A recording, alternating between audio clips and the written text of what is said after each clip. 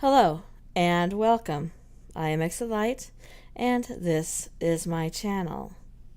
Today we're going to do a story about a man who disappeared mysteriously from a U.S. national park. This is quite recent. He disappeared on July 13th, 2018 from Joshua Tree National Park, California. His name is Paul Miller, and we're going to talk about his story right now. Paul Miller is 51 years old. He and his wife Stephanie live in Ontario, Canada, and they were on vacation in California and Nevada, including going to Las Vegas to celebrate their 26th wedding anniversary. The typical vacation for these two was camping in the backwoods, hiking, and kayaking. They had even hiked across Canada, North America, and Mexico, so they were considered excellent hikers. As they were packing up to leave their hotel room on July 13th in 29 Palms, Paul decided that he wanted to take one more quick hike. He enjoyed photography, and he wanted to see if he could get some photographs of some bighorn sheep. Paul left the hotel alone around 9 o'clock in the morning, and he drove to the 49 Palms Oasis Trail in Joshua Tree National Park. He promised Stephanie that he would be back later that morning. Stephanie was going to accompany him on this hike, but with the time constraints, because they needed to check out of their hotel, she decided to stay behind and go ahead and continue doing the packing. Both Stephanie and Paul had hiked in the park the previous day before Paul went on his solo excursion on the 13th. It was the last day of their trip, and he has never been seen again. According to the National Park Service, the 49 Palms Oasis Trail offers a 3-mile round-trip hike to a fan palm oasis. It requires 2 to 3 hours and is rated as moderately strenuous, ascending about 300 feet each way. This is a well-maintained trail, and it climbs to the ridge where large numbers of barrel cacti dot the landscape. After winding around the ridge top, the trail descends steeply to the oasis located in a rocky canyon. Towering palms create a canopy over clear pools of water. Large boulders provide a place to rest and enjoy the sights and sounds of this small ecosystem. George Land from the park said, "It's not a real difficult trail. You go in and you come out the same way. However, it is a little bit of a rigorous trail." When Paul hadn't returned by 11, Stephanie grew a little concerned, but she decided to go ahead and give him another hour, and at noon, when she still had not heard from him, Stephanie called park officials, who began a search by 12:30 p.m. Paul's rental car was quickly found at the 49 Palms Oasis trailhead. His cell phone was left behind at the hotel, but apparently that was not unusual for him.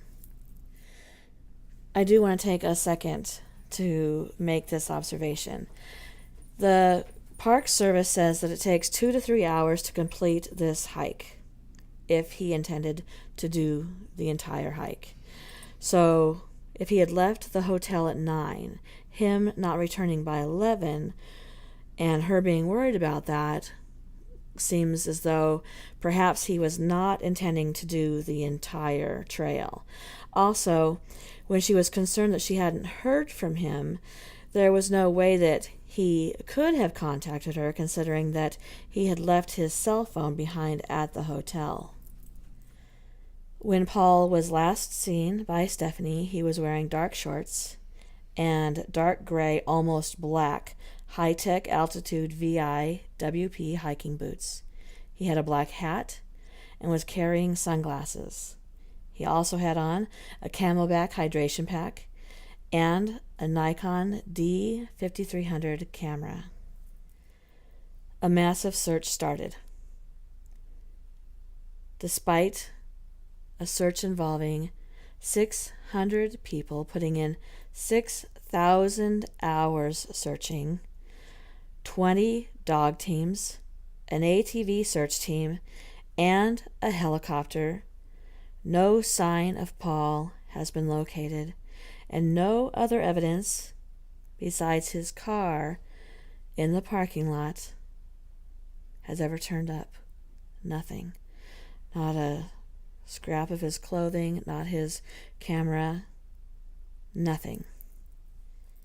Park Superintendent David Smith was quoted as saying this: "We do have a witness who saw Paul at the trailhead that morning, but that's it." So he was seen out of his car and at the trailhead. The San Bernardino County Sheriff's Department deputies, detectives, search and rescue and emergency services, California Rescue Dog Association, Nevada Search and Rescue, the National Park Service with personnel from the Investigative Search Services Branch, Mojave National Preserve, Death Valley National Park, Santa Monica Mountains National Recreation Area, and Joshua Tree National Park all participated in this search. Due to the steep ravines and cliffs, technical specialists with high-angle rescue skills were also deployed. Also, despite the large number of canine teams, all the dogs were unable to even pick up a scent. The search was scaled back on July 18th after no sign was found. Park Superintendent Smith said that as of mid-August 2018, there were no new clues as to what happened to Paul Miller. He stated, "I assure them the Park Service will not forget about Mr. Miller. We are doing all that we can." The FBI has not been involved. The FBI is called in only if there is a murder or a homicide. And at this point, there is no indication that that is the case. Also, there's nothing to indicate that this was a planned disappearance. Stephanie said during an interview that maybe he finished the trail and came out and something happened.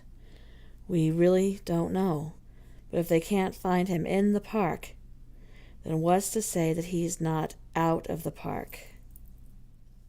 Stephanie was also quoted as saying that every day that goes by with no information, no clue, is like a living hell. And a little something I'm going to add at the end here. It's not for drama, but it is information that I think that could be relevant in regards to these Joshua Tree National Park disappearances. A couple of weeks ago, I did a story on a little 3-year-old girl whose name is Laura Bradbury. She, too, went missing in Joshua Tree National Park.